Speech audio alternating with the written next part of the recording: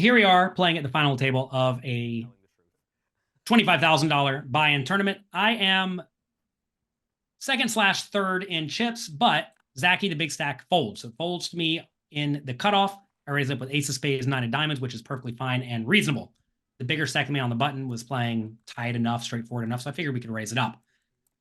Justin Saliba, poker coach and coach, folds the jack nine of spades. That's just a good ICM-aware fold because Seth Davies in the big blind only has 15 big blinds.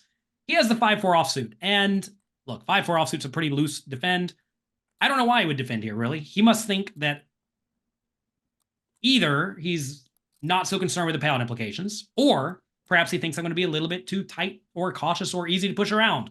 If either of those are true, then I suppose it makes some sense. All right, flop comes ace, 7, 2. 2 clubs, great spot for me. He checks. I'm going to bet this spot frequently and small pretty much every time because we have a big range and nut advantage in general because I have a lot of the ace-x and he's going to shove all in with the ace-x pre-flop. So pot's 220K. We go for a 60,000 bet just to nudge some money in the pot with our nice range advantage. He has 5-4, no clubs. It's a pretty rough spot.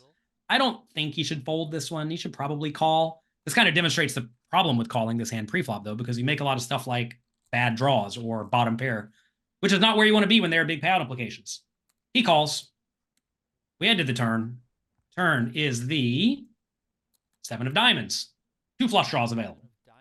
So I thought he was going to consider leading in this scenario, in which case I would have just called to keep him in with all of his bluffs. Anytime the middle card pairs in a spot where he has a lot of 7s and I don't, this is a spot where he should lead a lot. And I'm not going to be raising too many hands like 8-7 offsuit from the cutoff, whereas he's going to defend a lot of 8-7 suiteds from the big blind. So I thought he was going to lead here, but he checked. When he checked, I actually thought it might have made his range stronger than normal because maybe he's trying to induce bluffs, recognizing he has like no aces.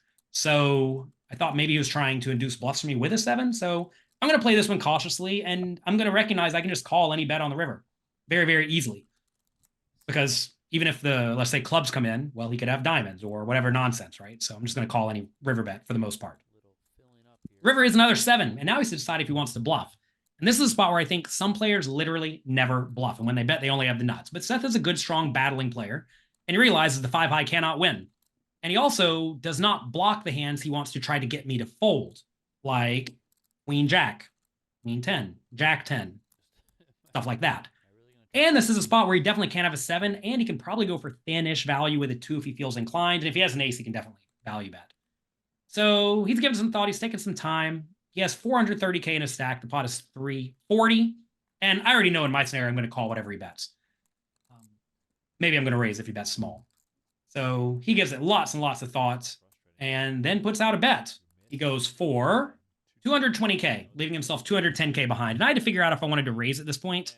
And I think this is really the major decision in the hand because I have the best hand almost always. The problem, though, is that if he shoves a lot of ace-x pre-flop, he doesn't really have very many of those. And if he has a 7, obviously I lose, right? And if he has a 2, he'll probably fold to my all-in. So this is a spot where even though I have the best hand, and there's maybe roughly the same amount of combinations of aces and 7s he could have, or maybe even a few more ace-x because there's only 1 7 remaining, I think this is a spot where calling makes the most sense because if he has a 7, he's literally never folding. If he has an ace, he's not folding, but we chop. And that's a spot where I think raising makes no sense at all because of those reasons. And, we win the pot. But I think this is a spot a lot of people mess up by shoving. And when they do shove, they just presume that it was a good, reasonable shove. And, they have full house, good full house. But they don't recognize in that spot he's going to have some 7s. And when he has a 7, I'm just crushed and I lose far more chips than necessary.